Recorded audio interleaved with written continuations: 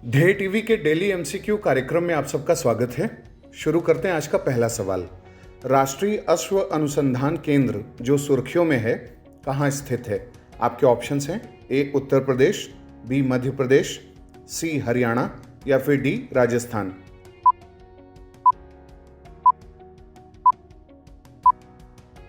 इसका उत्तर है सी। व्याख्या देखते हैं।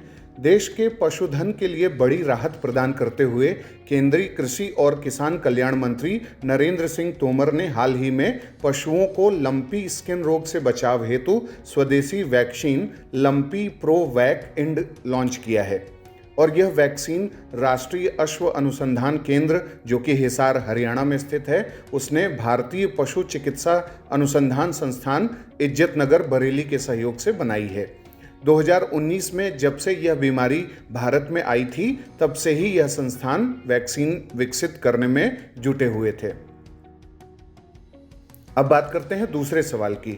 आसियान के संदर्भ में निम्नलिखित कथनों पर विचार करें। पहला, हाल ही में 5 अगस्त को आसियान स्थापना दिवस मनाया गया था। दूसरा, वर्तमान में पूर्वी तिमोर को आसियान का सदस्य देश बनाए जाने पर वार्ता हो रही है। उपरोक्त में से कौन से कथन सत्य हैं? ए केवल एक, बी केवल दो, सी एक और दो दोनों या फिर डी न तो एक नहीं दो।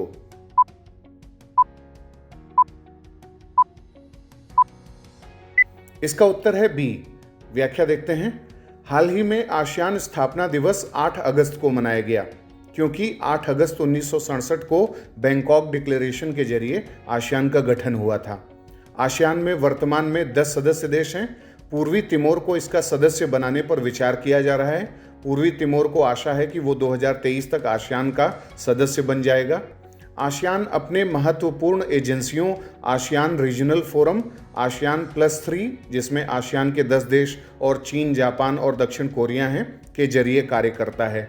आसियान का मुख्यालय जकार्ता, इंडोनेशिया में है और आसियान ने 6 देशों के साथ मुक्त व्यापार समझौता भी किया है, जिसमें भारत, चीन, जापान, ऑस्ट्रेलिया, न्यूजीलैंड और दक्षिण कोरिया शामिल हैं। अब बात करते हैं तीसरे सवाल की।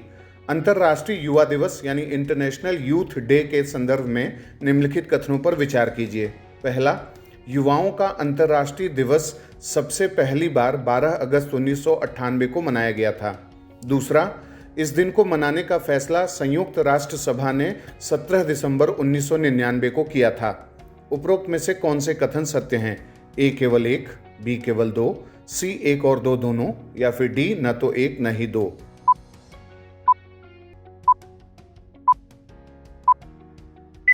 इसका उत्तर है बी। व्याख्या देखते हैं। आज इंटरनेशनल यूथ डे है यानी 12 अगस्त को। युवाओं का यह अंतर्राष्ट्रीय दिवस सबसे पहली बार 12 अगस्त 2000 को मनाया गया था, न कि 1998 में। इस दिन को मनाने का फैसला संयुक्त राष्ट्र महासभा ने 17 दिसंबर 1999 को कर लिया था। उस दिन यह तय किया गया था कि 12 अगस्त को हर साल अंतर्राष्ट्रीय युवा दिवस के तौर पर मनाया जाएगा। हालांकि इस दिन को मनाने का सुझाव 1998 में विश्व सम्मेलन में दिया गया था। वहीं संयुक्त राष्ट्र संघ ने 1985 में अंतर्राष्ट्रीय युवा वर्ष घोषित किया था।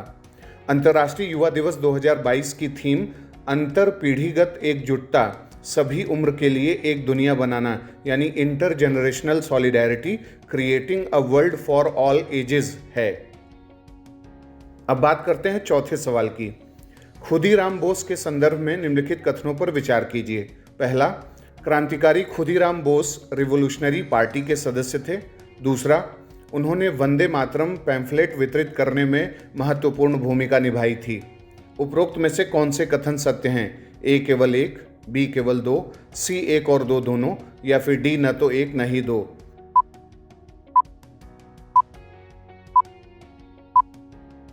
इसका उत्तर है सी। व्याख्या देखते हैं। आज खुदीराम बोस की पुण्यतिथि है। खुदीराम बोस का जन्म 3 दिसंबर 1889 को बंगाल के मिदनापुर जिले के हबीबपुर गांव में हुआ था। खुदीराम बोस जब बहुत छोटे थे तभी उनके माता पिता का निधन हो गया था। साल 1905 में बंगाल का विभाजन यानी पार्टीशन ऑफ बंगाल के बाद खुदीराम बोस देश को आज़ादी दिलाने के लिए आंदोलन में कूद पड़े थे।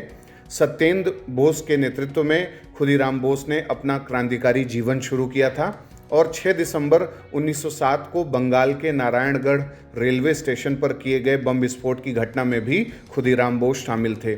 इसके बाद एक क्रूर अंग्रेज अधिकारी किंग्सफोर्ड को मारने की जिम्मेदारी इन्हें दी गई थी, जिसमें उन्हें प्रफुल्ल चंद्र चाकी का भी साथ मिला था। अब बात करते हैं आज के 5वें सवाल की और अंतिम सवाल की। भारत ने हाल ही में किस देश के साथ त्रिसेवा स्टाफ वार्ता आयोजित किया है? आपके ऑप्शंस हैं ए नेपाल, बी मालदीव, सी भूटान या फिर डी बांग्लादेश।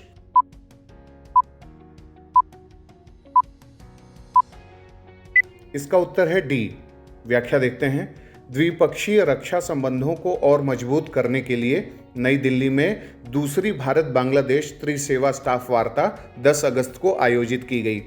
भारतीय पक्ष की ओर से बैठक की सह अध्यक्षता एकीकृत रक्षा स्टाफ IDS मुख्यालय में deputy assistant chief of integrated staff brigadier Vivek Narang और बांग्लादेश की ओर से director general operation and plan directorate armed forces division brigadier general Hussain Mohammad Rahman ने किया।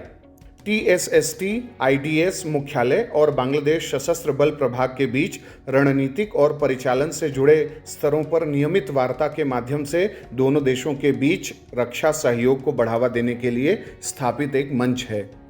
तो ये था आज का हमारा डेली MCQ कार्यक्रम। आपके 5 में से कितने सवाल सही हुए, कितने गलत, आप हमें कमेंट बॉक्स में बताएं।